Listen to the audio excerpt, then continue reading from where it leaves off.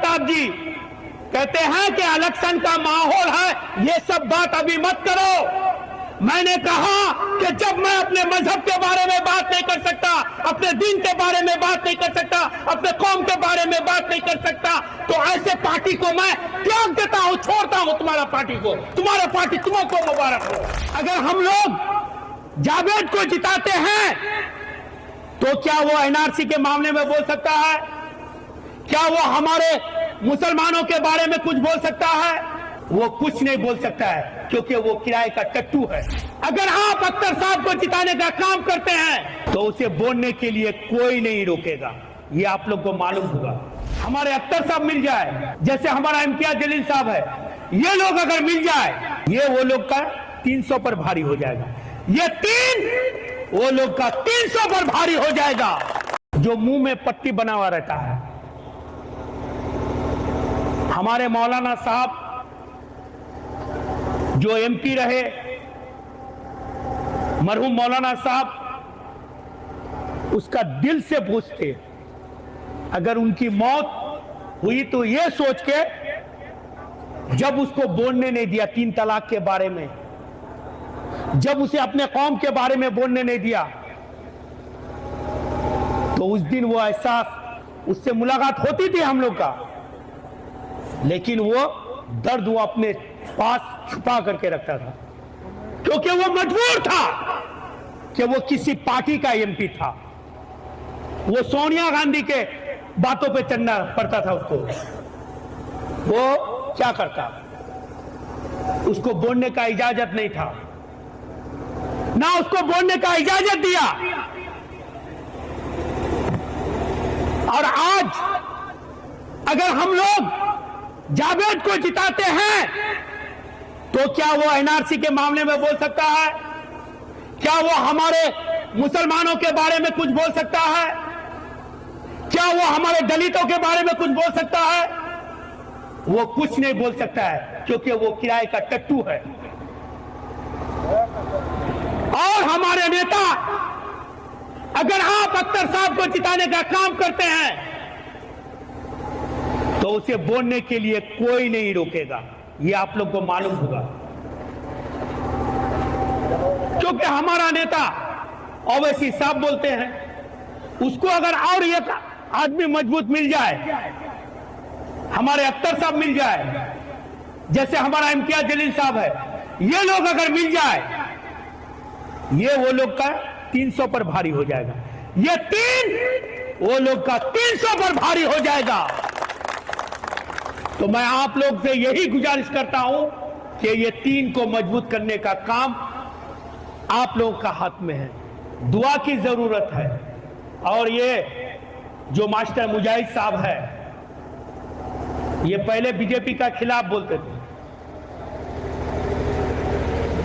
और आज कहां बैठा हुआ? नरेंद्र मोदी का गोद में। एक नेता पूर्णिया में आया था ये लोग का, वो क्या बोला? ना सलाम चलेगा, ना आदाब चलेगा, अगर चलेगा तो जय श्री राम चलेगा। क्या ऐसे आदमी को वोट देना चाहेंगे आप? वो आदमी, उनका सरकार जो नमाजियों को लात मारा, क्या आप उसको वोट देंगे? जो मस्जिद तोड़ा उसको देंगे?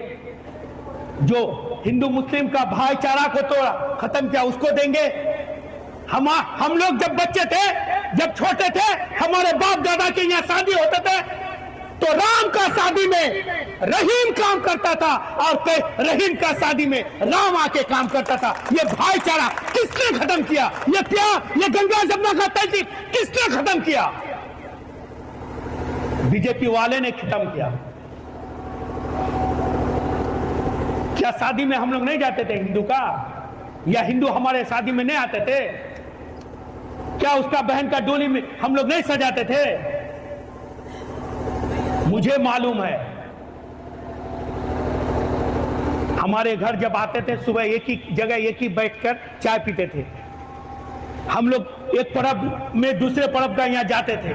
आज हमारे बच्चे, हमारे बच्चे के दिमाग में ये कमबख्त जालिम ने ऐसे जहर भर दिया कि ये हिंदू है, ये मुस्लिम है। आज हमारे फैसला करने लगा दाढ़ी टोपी के लिए। तो क्या ऐसे जालिमों को आप वोट देंगे? पत्रकार महोदय यहां पर है, वो मुझसे सवाल करेंगे, तो उससे पहले मैं बताता हूं कि मैंने राजद क्यों छोड़ा। क्योंकि ये मेरा इंटरव्यू लिया है, हो सकता है कल मेरा इंटरव्यू चलाए, तो उसका मैं जवाब दे देता हूं। मैं राजद में जिला प्रधान महासचिव था, विश्व सूत्री का सदस्य था, मगर मैंने उसे इसलिए छोड़ा, मैं आप लोगों को बता दूं, मीडिया बंधु को भी बता दूं, ठाकुरगंज में एक म्युनिसिपैलिटी ऑफिस था, उसमें एक लोगो लगाया राम मंदिर का। मैंने वहां का चेयरमैन को कहा कि ना ये मंदिर है, ना मस्जिद है, ना ये गुरुद्वार है, ये एक ऑफिस है, सरकारी ऑफिस है, सरकारी संस्था है, इसमें किसी का ये नहीं लगना चाहिए लोगों। आपने वो लोगों के लिए हमने डीएम के पास गया, एसपी के पास गया, वहां पर आवेदन दिया और वो रातों रात उसको मिटवाया। तो प्रदेश से यानी पटना से मुझे जगदानंद बाबू, तेज प्रताप जी कहते हैं कि इलेक्शन का माहौल है, ये सब बात अभी मत करो। मैंने कहा कि जब मैं अपने मजहब के बारे में बात नहीं कर सकता, अपने दिन के बारे में बात नहीं कर सकता, अपने कौम के बारे में बात नहीं कर सकता, तो ऐसे पार्टी को मैं त्याग देता हूं, छोड़ता हूं तुम्हारा पार्टी को। तुम्हारा पार्टी तुमको मुबारक हो।